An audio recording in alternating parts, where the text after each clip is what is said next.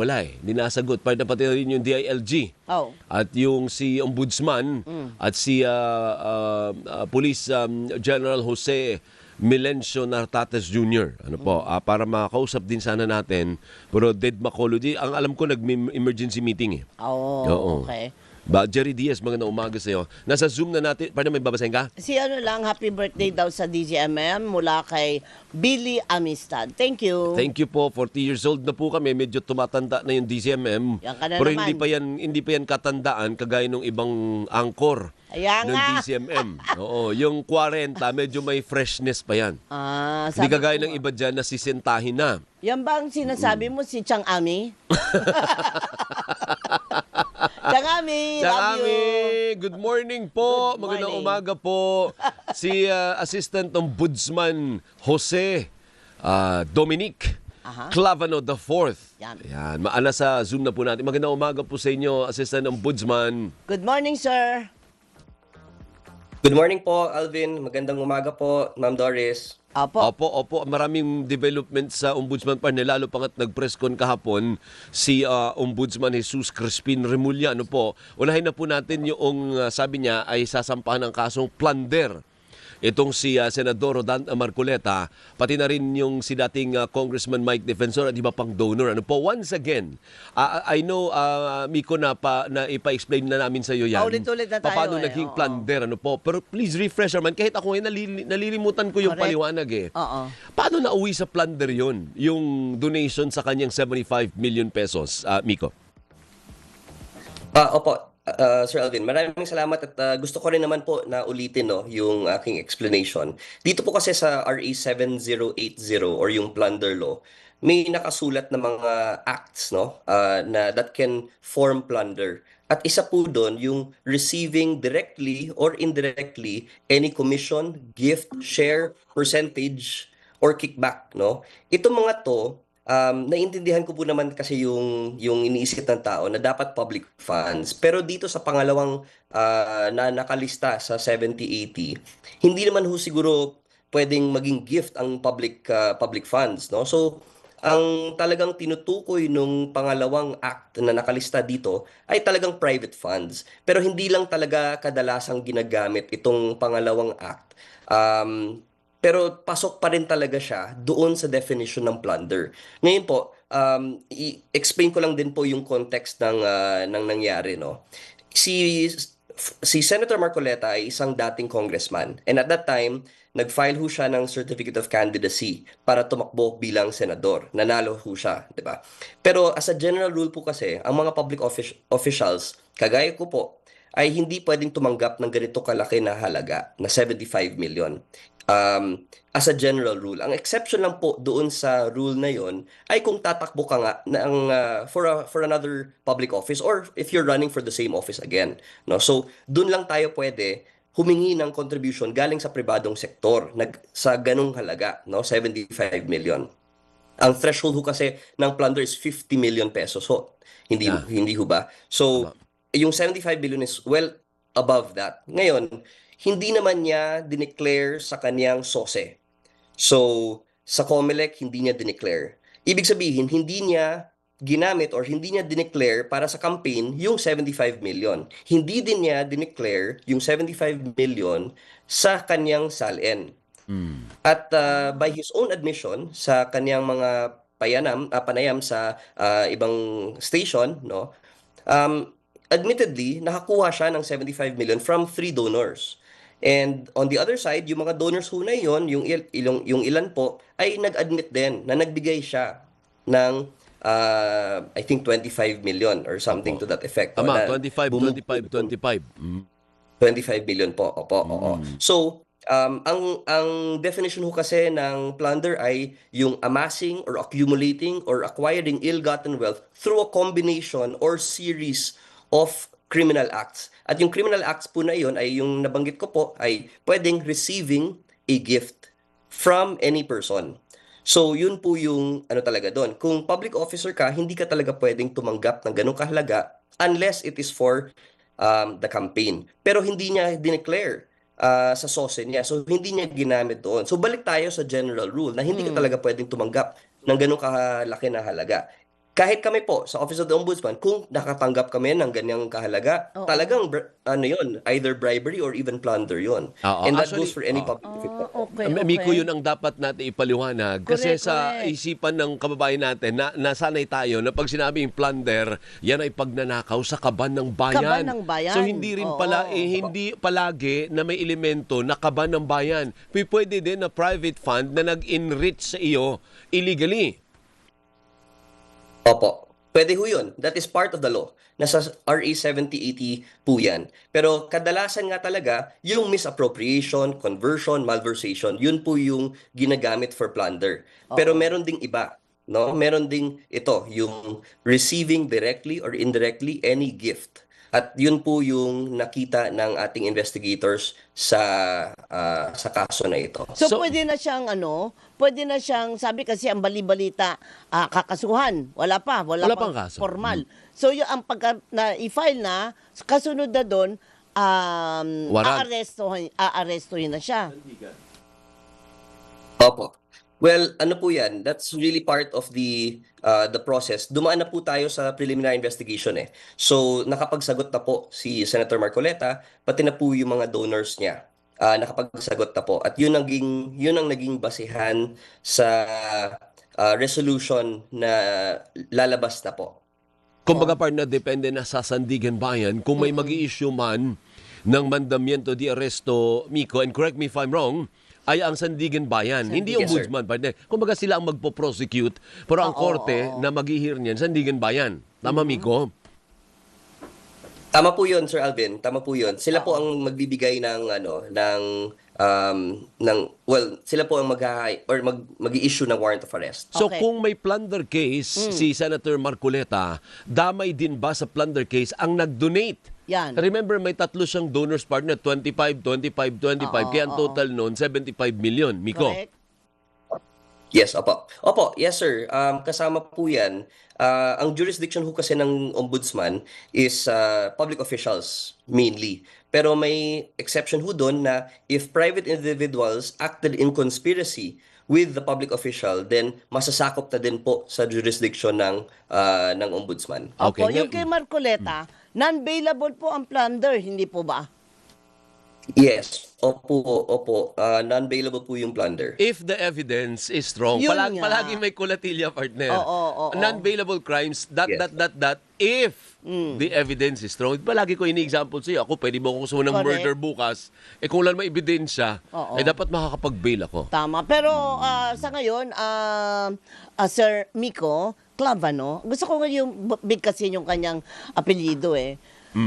Ang pakiramdam at paniwala ng ombudsman ay mayroon kayong sapat na ebidensya laban kay Marcoleta para hindi maging bailable yung plunder case na ihaharap sa kanya? Opo, yun po yung ginawa natin na reforma nung pumasok ho kami. Tinaas ho namin yung antas or yung threshold ng evidence na kailangan para mag-file ng isang kaso. Ang tinitigan ho natin ngayon ay certainty of conviction. Ibig po sabihin, kailangan lahat po ng elemento ng krimen ay merong ebidensya na. At gusto ko ring ipaliwanag po, no, Sir Alvin, Ma'am Doris, na hindi naman namin po ito sneak out. Hindi po namin talaga, we did not go out of our way para hanapin po yung ebidensya dito. Dahil lahat po ng ebidensya ay nanggaling ho sa kanya. Sa kanyang mga public pronouncements, sa kanyang mga sinabit po sa COMELEC, yun po yung ginamit ng team. In fact, motu proprio po ang nangyari dito dahil narinig ng mga investigators ang mga sinasabi po ni Senator Marcoleta, nag-open po kaagad sila ng isang motu proprio investigation. And hindi po nagtagal dahil nga po lahat po ng elemento ay nandun na po sa mga sinabi ho niya. Not just Senator Marcoleta but even the donors na nag-admit naman talaga na nagbigay sila ng 25 million each. Sige. Ngayon, may isang tanong lang related dyan sa kaso ni Marcoleta. Kasi uusad pa tayo dun kay Bunoan, partner. Remember, oo. gagawing state State witness witness. si Bunoan. Bago yan, ang naratibo ng mga supporters ni dating Pangulong Duterte ay iniisa-isa ninyo ang supporters or perceived supporters ni Vice President Sara Duterte Oo. para hindi sila makaparticipate at makaboto doon sa impeachment trial. Ano reaction niyo? Well, ano po, I think the next few weeks will show po no na wala ho talaga kaming pinipili na side or political clan dahil you will see at we will talk about Sec Money no na yung mga unang-una yung mga contractor po na sinasabi ni Ombudsman kahapon ay kakasuhan na rin po. Papasok na rin po yan ng preliminary investigation. Wala ho kaming tinitignan ibang factor kundi kung ano yung ginawa nila, kung may conflict of interest po ba, kung may project po sila na substandard or ghost. Yun lang po ang tinitignan ng Office of the Ombudsman. Dapat po kasi insulated po kami sa our history of our country. We have to get it right. Kailangan ho talaga na lahat po ng nagkamali ay gawing accountable dahil Opo. kaya tayo nagkaganito dahil yung impunity po, yung mga maling ginawa dati, wala namang accountability. Kaya lumobo na yung problema, kahit ano na lang pwedeng pasukan. Sa Alright. tingin ng tao, wala namang accountability. So, might as well gawin na lang natin lahat para kumita. No? So, this is the time po na kahit sino, basta magkamali ho kayo, kakasuhan at ipa-prosecute kayo ng Office of the Ombudsman. Partner, isa na lang ako. Opo. Sige lang. Oh. Sir, alam naman po natin kung gaano kalakas ang puwersa ng Iglesia ni Cristo. Ngayon po ay nagsasagawa sila ng kilos protesta dyan sa may EDSA. Ano po ba ang pwedeng sabihin ng gobyerno, ng ombudsman sa mga ito na pwedeng makakalamay sa kanilang kalooban? Na yun nga, kakasabi nyo lang, lahat gagawin para may mapanagot po. Opo. Siguro magandang sabihin ho na parehas lang naman ho ang ating goal dito. Parehas ho ang pinaglalaban ho natin dito na transparency and accountability. Yun po yung nakita ho kasi ng mga placard na nire-raise no, ng mga tao dyan sa EDSA. Transparency and accountability. At yun naman din po talaga ang pakay ng Office of the Ombudsman na magkaroon ng transparency at accountability. Pero sana po makita ng tao kung ano talaga ang ini-investigate natin, kung ano talaga ang facts ng kaso dahil hindi naman po mahirap intindihin na ang isang public official ay hindi talaga pwedeng tumanggap ng ganun kalaki kahalaga na pera. No? So, siguro po, yun lang po, parehas po talaga ang gusto natin na umusad naman po ang ating bansa at Opo. mapanagot lahat ng nagkamali no sa ating gobyerno dahil kawawa na po talaga ang ating taong bayan, kawawa na po ang ating ekonomiya sa Pilipinas at dahil lang yan po sa siguro napabaya no yung ating gobyerno na gumawa ng kahit ano para kumita. Pero hindi po negosyo ang gobyerno. Hindi po laro ang gobyerno. So, nandito ho kami, ang Office of the Ombudsman, para seryosohin ang mandato namin. Okay. At sana po, wag na lang siguro lagyan ng kulay dahil sa tingin ko, by the end of the 7 years no, ni Ombudsman, sana maging obsolete na po ang office namin dahil napaayos na po natin yung buong bansa ho natin. Miko. At yung mga tao na yes sir. Opo. Maubos lang yung oras ko, no? Bakit si former DPWH Secretary gagawin nating state witness? Di ba ang kanyang stance dati, dina-downplay nga niya eh. Sabi niya, hindi, isolated case lang yan. Pwede, no, siya pa ang secretary, palagi natin na-interview dito. Wala siyang alam sa ganito, wala siyang alam sa ganyan. Hindi totoo yan, isolated case lang yan. Bakit siya ang gagawin nating state witness? Kung meron man isa sa pinaka-guilty, kung totoo man, siya po yun, hindi ho ba? Dahil siya ang secretary. Siya nakakaalam eh. Yes, sir. Opo, naintindihan ko po yun. And a few weeks ago po kasi, nagsulat yung kanyang abogado na willing to cooperate po si Secretary Manny Bonoan. So, hindi muna namin pinansin, pero paulit-ulit silang nagsasabi na marami po siyang alam at marami po siyang gustong ipahiwatig sa amin. No? So, pinagbigyan ho namin yung abogado at pumunta naman sa opisina nung nakita po ng investigators kung ano yung pwede niyang sabihin, and this is in relation po doon sa pinakamalaking plunder case na gusto naming i-file no, against former Speaker Martin Romualdez.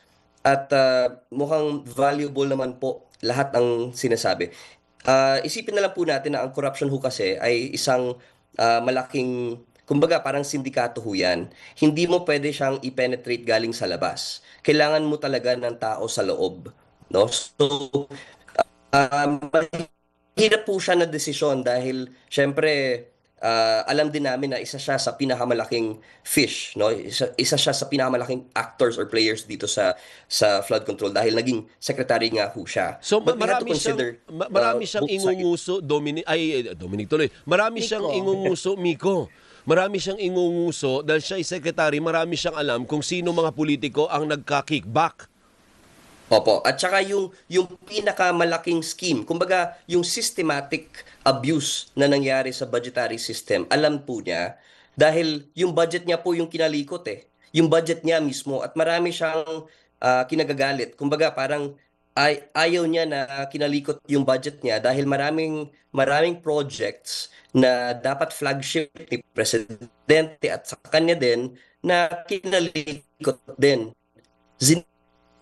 Zero po yung budget daw. I don't want to go into details na lang po, no? Pero these are at narinig niya mismo. So, we had to choose, no? On the one hand, yes, big fish siya sa isang kaso with Jinggoy, pero in that case also po, wala namang allegation na kumuha siya ng kahit ano. Ang allegation ho doon ay umokey siya na bigyan ng listahan si Cathy Cabral para pumili, no? Si Senator Jinggoy. Although So, I don't want to go into detail dahil nasa court na yan. Oo. On the other hand po, yung batas po kasi does not reward the guilty. It rewards cooperation. So kaya po namin naisip na bigyan ng immunity ito dahil nagbigay na siya ng promise na magko-cooperate na ho talaga siya. Hindi kasali And, doon Miko yung ibabalik. May ibabalik siya sa gobyerno. Restitution. Kasi partner, pag may ibabalik siya, Oh. o di ibig sabihin parang pag-amin yun na may ninakaw siya, hindi ho ba?